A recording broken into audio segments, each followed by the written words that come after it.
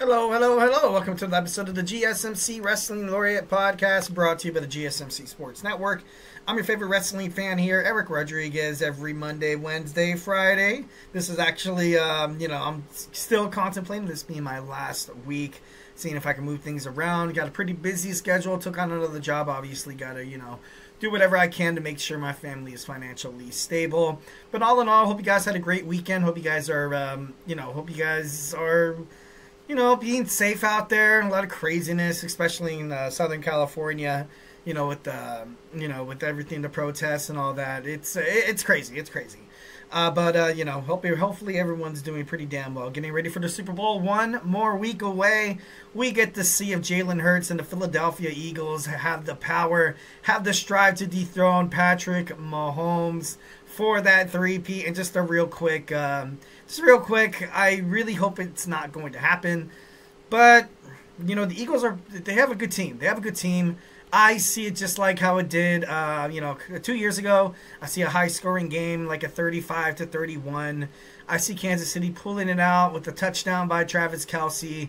It would be epic to see if Philadelphia could pull it out. Saquon Barkley obviously working on all cylinders, as well as A.J. Brown. Something that the Kansas City Chiefs, kind of really haven't faced throughout these playoffs. Well, not really. I don't want to sound... Well, you know what? I don't know. The Texans were tough. The Texans' defense actually came to play. But Buffalo's defense, man, once again, year after year after year, let Sean McDermott and quarterback Josh Allen down. And it just, it just shows that you have to win championships with offenses and defenses. And situationally, the Kansas City Chiefs are the most... they're the best team out there. They're the best team out there. They're good situationally, and I definitely think they're going to three-peat. We're going to witness history in about 6 days. 6 days, yeah. Today's Monday. 6 days. So can't wait to see that. All right, so thank you so much for tuning in to the GSMC Wrestling Laureate podcast brought to you by the GSMC Sports Network. We have a great show for you today, all lined up. We're going to have our WWE Monday Night RAW talk. We're going to talk about some WWE Royal Rumble. Triple H inducted into the WWE Hall of Fame, WWE's FLG, or Legends Future Greats, airing on A&E. And then we're going to cap it all off with some WWE NXT preview. So grab your favorite snack, grab your favorite ice cold beverage, and do not go absolutely anywhere and witness the best wrestling show out there in the world. No, I'm just kidding. No, I take pride in this show. Definitely love entertaining you guys. Definitely love giving you guys all the facts. My sometimes rambunctious opinions. But there's a lot of good wrestling shows out there. A lot of cool wrestling.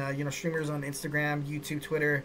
And I don't know, it's cool. It's cool. We're all a wrestling family. That's something about professional wrestling that when you see a fan, you don't really like, oh, I'm a bigger fan than they are. You automatically just kind of have this repertoire. You have this uncanny chemistry that you can literally walk up to somebody in a bar and just start talking professional wrestling, and it could go.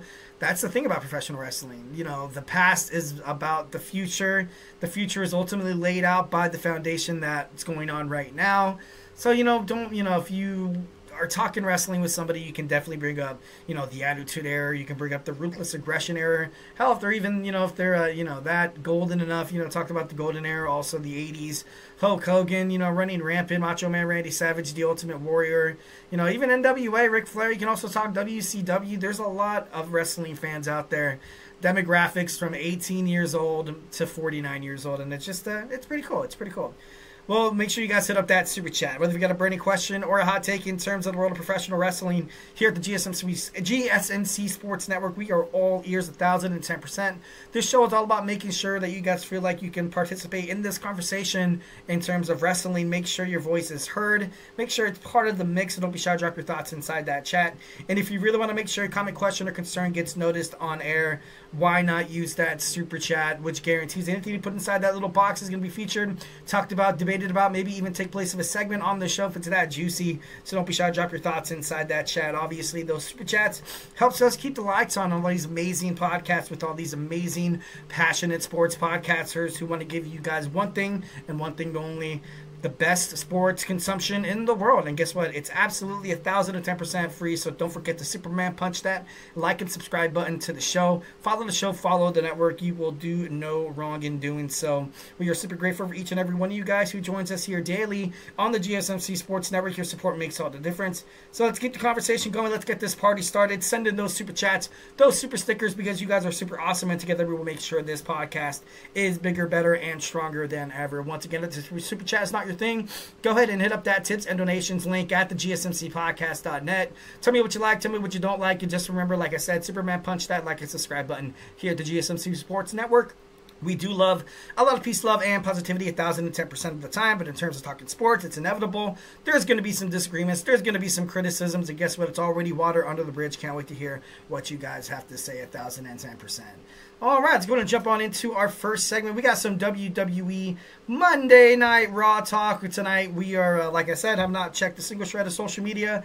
No TikTok, no Instagram. I know it does air at 5 o'clock, and I do have Mondays off, so I could technically watch it, but I feel like I'd have to watch it. You know, I like to take notes. I like to sit down. I kind of like to take my time. I love to take my time watching the episode, kind of look into the matches thoroughly, look into the storylines. You know, what was that look for? Why exactly did Sami Zayn have this kind of tone? You know, just kind of further break it down. It makes for, way better scenery in terms of a wrestling podcast. So I usually wait until I get off the air to talk about it.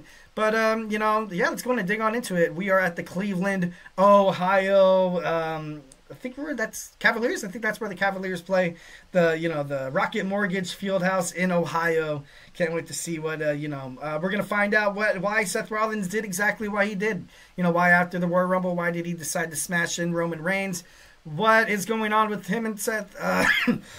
Sorry, excuse me. CM Punk, is it going to be a match at WrestleMania? No gold on the line, flat out hardcore battle. I feel like that is...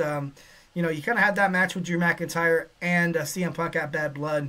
I know it's entertaining. It was very entertaining. It was a nice way to end the rivalry. But, Drew McIntyre has reportedly been sent to WWE SmackDown. So, he's currently over there. But according to resources, AJ Styles, the phenomenal one, is going to be on WWE Monday Night Raw from now on. So, let's go. Can't wait to see that. Jey Uso will open up Monday Night Raw. Obviously, the 2025 Royal Rumble match winner. I just see him and Gunther start throwing verbal punches at each other. I wouldn't really understand why Jey Uso would take on Cody Rhodes at this point. Maybe kind of have a different flavor, but I just don't want Gunther to take on Bill Goldberg at WrestleMania. I just don't, and I know that I feel like their fight is going to happen there. Or, later on, Bill Goldberg said on, I think it was an NFL game day, or is it college game day? I'm not too sure. He said, he's picking his last victim, the last person. He said Vince McMahon and Triple H owe him a retirement match. So we're going to find out more, more about that heading into WrestleMania season. But ultimately, I feel like Jey Uso and Gunther build up their storyline, build up their rivalry, so they have a big clash at WrestleMania. Iyo Sky takes on Liv Morgan in an elimination qualifier match. Yes, sir, we have those matches happening for the men's and the women's. Iyo Sky taking on Liv Morgan. Based on how Liv Morgan performed in the Royal Rumble, I thought she did great. I thought she was great. She is she's a huge heel. She gets under the skin of all the superstars out there, so I wouldn't be surprised if she won tonight. But then again, I wouldn't be surprised if Iyo Sky takes the chamber tonight. We have CM Punk battling Sami Zayn.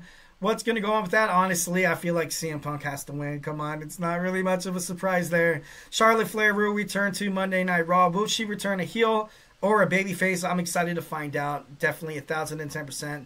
Excited to watch Raw. Definitely. I can't wait to see what it entails.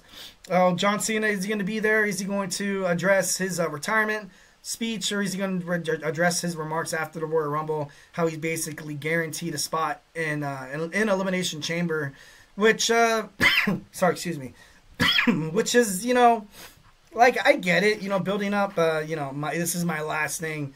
I think it was on an episode of Monday Night Raw a couple of weeks ago where you saw a timer of chasing number 17, and I feel like they would have never did that if it wasn't a possibility that John Cena is going to fight for a championship. And this might be a way for ultimately Cody Rhodes to show a different side of him. You know, like I'm going to talk about in the Royal Rumble reactions. You know, that match versus Kevin Owens, you know, he stood over him with the title, gloating, kind of, you know, stating to the WWE Universe and the locker room, this is what happens when you mess with Cody Rhodes. And I feel like this is going to be a great way for him to segue into potentially like a heel. He's been WWE's golden boy babyface for quite some time. But then again, it's so good, it's so great. I don't know if WWE is willing to mess that up, especially for a John Cena, you know, 17th World Championship reign. I personally see this somehow, some way, possibly becoming maybe a triple threat match. Maybe somehow, some way, Randy Orton finds a way to insert himself into the picture, and then, you know, bam. Or you get that stupid, and I hate it whenever this happens, but obviously this is my opinion. Or you have that double pin in Elimination Chamber where, you know, who won? Was it CM Punk or was it John Cena? Then you have the triple threat match between John Cena and CM Punk. And then, you know, Cody Rhodes, he doesn't have to turn heel. CM Punk kind of stays like he's the main event, but he never got pinned. And then John Cena kind of walks off into the sunset. Probably wrestling one of his best matches in the world if he gets to take on CM Punk finally in the main event. That's that's been on the grill of CM Punk's mind. The reason why he's so angry, the reason why he left WWE for quite some time. You know, he had a little bit of backlash. He had a little bit of built up animosity between him and John Cena, and how John Cena was always a golden boy. Him and Dwayne obviously getting all the main event spots because they're kissing the arse of Vince McMahon and Triple H, Paul Levesque. And eventually, if you were a fan, once when CM Punk left, you just kind of saw it being, you see it come in fruition. You kind of see it come into reality.